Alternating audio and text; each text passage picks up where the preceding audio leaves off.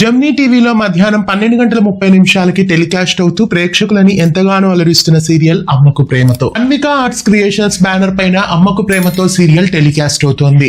అయితే ప్రస్తుతం అమ్మకు ప్రేమతో సీరియల్ క్లైమాక్స్ కి వచ్చింది. ఈ నెలాఖరులో ఈ సీరియల్ ప్రేక్షకులకి గుడ్ బై చెప్పనుంది.